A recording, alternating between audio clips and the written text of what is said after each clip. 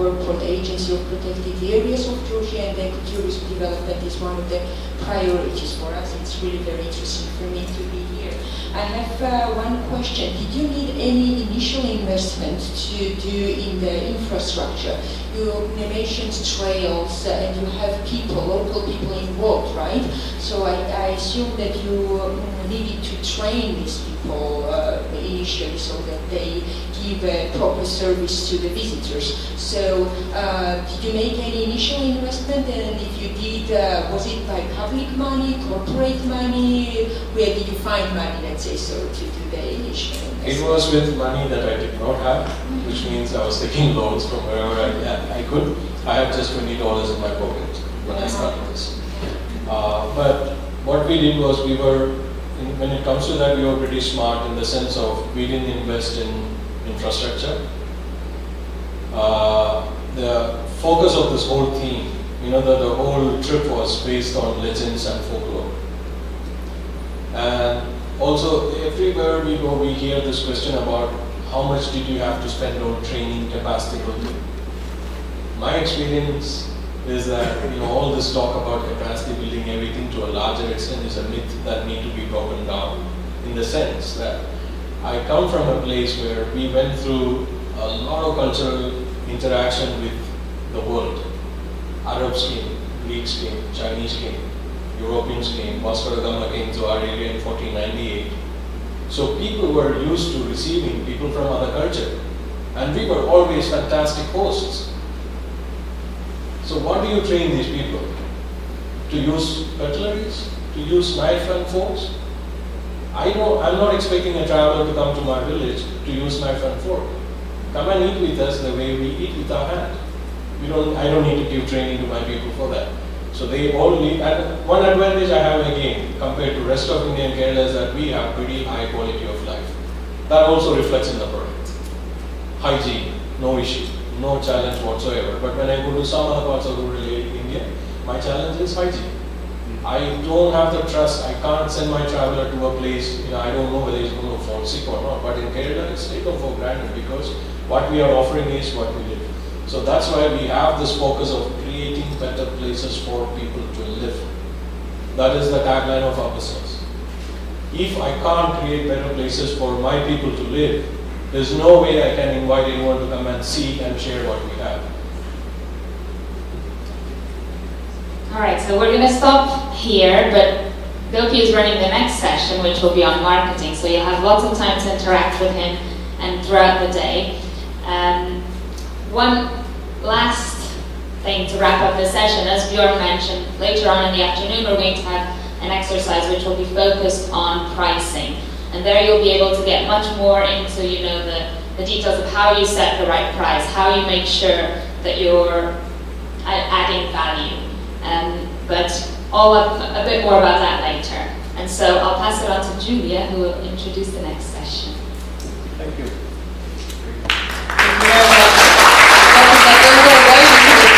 I introduced the next session, but the speaker is the same. So Gopi now is going to put his hat of marketing guru, and is going to tell us everything, still based on his experience at the Blue Yonder, on how marketing can play a major role in ensuring that your product gets to your clients. So we have organized this session in two parts. He's going to give a general introduction with providing some areas of what are the possible solutions, alternatives, opportunities for you to market your product. Then we're going to have a session on Q&A so you can go a little bit more in detail in the areas that you think are more appropriate for your product. And then he's going to give a more detailed presentation on social media, which is today's, apparently, not my thing yet. But apparently somebody's tweeting about it, he's tweeting, and somebody's retweeting about this today. So we are going to try also to project some internet. This session was followed by more than 300 people in the last 1 hour. Oh, okay. So even if we are less in numbers, there are a lot of people following us from US and UK. So we're going to also try to project what we can do actually on social media, which is also obviously has a great opportunity, outreach, and probably also cost effective. So could you put the next presentation up? So for this first teaser presentation, Gopi has 10 minutes. I know, I'm the back person. 10 minutes. we have basically almost an hour, a little bit less than an hour before we break for lunch. So Okay. it's all marketing now, so all yours. Do you have any questions from the last session?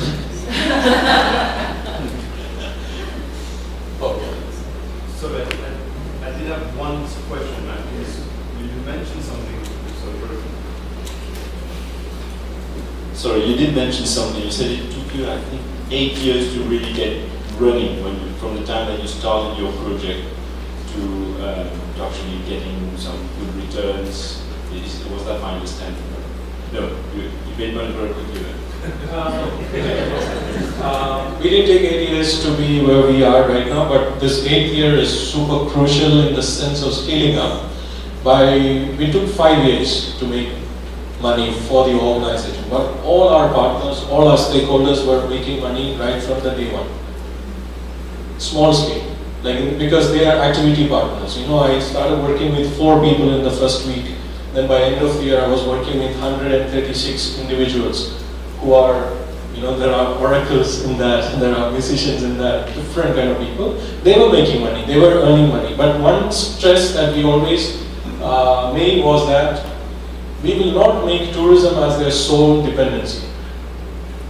This was a decision that we took right from the day one.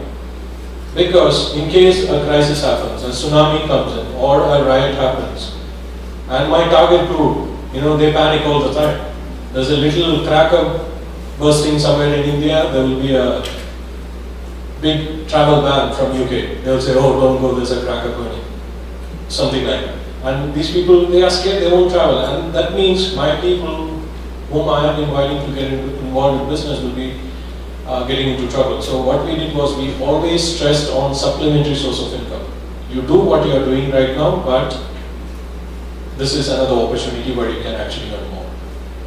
So 5th year we broke even, and then what we started was we started building a lot of network across the country, where we did not have the financial resources to start, different big projects. So what we did was we identified like-minded people, because that's why collaboration makes a huge difference. That's why we are in most part of India right now, because we work only in 2 states, in India, in Kerala and Rajasthan. The rest are all owned, operated, managed by other people, but it all comes under the brand of Blue Yonder, so that they don't have to spend money on marketing. They do the product development, I do the marketing. Yeah, so we go to the next session. Okay. So here I'll just quickly run through a few slides just to give you some sense of how products are developed. So one of the main things that from our experience is that we were very clear about what kind of products are we offering. We were not focusing the holiday experiences on a hotel or resort. It was about experience that you are going to gain from interacting with the local population. And then we also very clearly decided that we are going to position our business in the space of responsible tourism. The reason was that when I started my business, there were more than 800 tour operators in the state of Kerala. So how can I be different? How can I go into this space and tell that I have something? No one is going to listen to me if I'm also giving the run-of-the-mill stuff. So we decided we are going to position our business in the name of responsible tourism. But there again, it was not really planned in the sense of we were talking about responsible tourism without having a clue about what was happening in responsible tourism space around the world. We thought we set up this business as part of our social responsibility, so any such business should be known as responsible business. That's why we started calling it. But later in 2005, November, we went to World Travel Market and we found out that there are a lot of people who are actually doing what we are trying to do here. But then later from 2005 November onwards, we really positioned it in a way that we are the leaders in this area, we are the pioneers, which helped a lot. And then the way, you position the business also, this is what we were actually offering to all our travelers. We were not giving a run-of-the-mill stuff, we were asking people to come and find themselves. In the sense of many people, I don't know if I can tell this in public, but there's a story. This is being recorded? Oh my God, okay. first 23 of my travelers. I have never told this in public space. It's the first time. First 20. At that time it was just me. Sorry. Yeah, no problem. My first, it was just me running the tour. I was driving the vehicle. I was guiding. I was doing the booking. Everything. It was just a one-man army. And in the first 23 of my travelers, most of them from UK, there was a weird combination. We were so friendly with, in the sense of, we had 2 to 3 months before the trip, so we were interacting, contacting them, telling stories, everything. And then one day I realized that all the 23 people after the trip either got divorced or separated from the partners. They found it. Okay, we and want then, to know why. and then when the 24th of the traveler wrote to me, I told her, I was in the middle of the night, like actually 1 a.m. or something in the morning, and I'm just writing to her, and then I was in a pretty funny mood also. I said, maybe you should not travel. And then she asked me why, because she was going to send advance next day, and then I told her, all the past travelers, they have written to me telling they are either divorced or they found someone else and they are moving on with their life. She said, maybe you should advertise that. And then she said, I'm actually coming on to your trip, with my new boyfriend. So in my case, don't worry. The reason I found this is, for me this is very interesting because we are not giving any extraordinary trip. What we are giving is we are showcasing what is so genuine. What we are giving to people, it's from our heart. There's no PR behind this. What we live is what we are showing. We are not showing you our sadness, or we are not showing you our poverty. What I'm showing you is my resilience. The resilience of the local people with limited resources, how people are becoming innovative. And tourism has such a possibility of, touching people's life in the sense. Every tour operator, if you look at it, they all claim to be destination experts. But what expertise do they have actually about destination? It's about hotels. They know about best restaurants. They know about the best cultural activity. Beyond that, how many tour operators are actually ready to go down deeper into the society and find out what all are the issues and what role he or she can actually play in making that difference? This is what we do. If you look at all the products that we have, all the services that we offer, there is a social story behind it. And this is something that travelers, whether they are coming from Egypt or from UK or US, they can relate to it, irrespective of the cultural differences. So this is something that we keep on telling people. And then many of the feedback, if you look at our website, you can see people tell us that they literally tell us, I found myself. Like 2 years ago, ITB Berlin, we went to display, when we went to exhibit Blue Yonder, we just had one tagline. It was, Blue Yonder, I found myself. And that's the feedback from the travelers. So this was what we were offering 8 years ago, and we continue to do it in an innovative way. And then naming, the name of the company, I believe that changes everything in your business. I could have chosen a name that is related to my area, and I've taken a position that I'm going to be a local company, proud about it. But I need to be creative enough to use a name that is universally appealing. It should be sexy, it should be cool for people to remember. And I had in the first year people writing to me telling that I booked your tour because of the name of your company, the Blue Yonder. And then people ask me, even yesterday someone was asking me, what is Blue Yonder? It's a long Shakespearean English about it's something over there, and there's a story behind it. You know that a world exists there. It's a beautiful place, life is cool, things are going on there, but you have not been there. And that's our job, to take people like you to such place. So naming, name matters a lot, and the position you take to present that name, it matters a lot. And then of course, if you have a story, beautiful. I'll give you one instance. My first trip to Paris, 2006, to promote Blue Yonder. I went to Paris and I had, maybe just about 80 euros for the entire 3 weeks of trip. I went there and I went to the Incredible India office. That's one good thing about India, because Indian offices abroad, they provide you very good support. You can go spend your time there, you can keep your brochures there, all those stuff. So I started talking to people and I told them, okay, I've come up with this company called Blue Yonder, and they all engage me. And these are these boring bureaucrats. My God, they have no interest whatsoever in promoting the company. They open their mouth, first thing you want to do is to give them a slap because they are representing your country. Such a shameful people. But even such people, they got so charged at the moment we told the story of the Blue Yonder. They said, you know, in 20 years, this is the first time we are hearing a good story coming out of the country. And they said, go and meet these people. They gave me a list. This was my first marketing database. And I went in, there was a company called Daru Desan in Paris. Sorry about my pronunciation. And this guy, I called him on the phone and he said, where are you from? I said, I'm from Kerala. He said, I don't want to talk to you.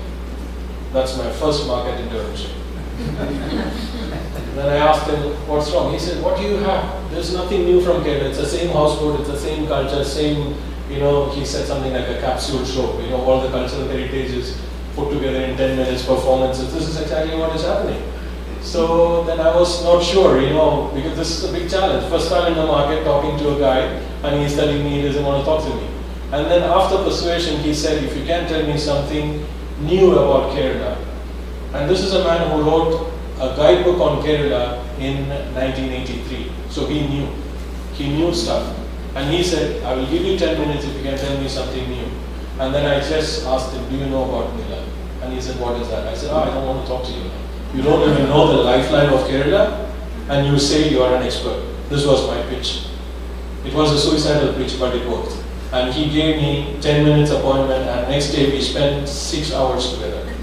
Because he was a very interesting man, he was interested in our culture, and he could understand this was a new product. But at the same time, even after 8 years, I haven't done $1 business with this guy. He sent 7,000 travelers a year to India. The reason is, he said, I'm happy to work with you provided you work with my agent in India.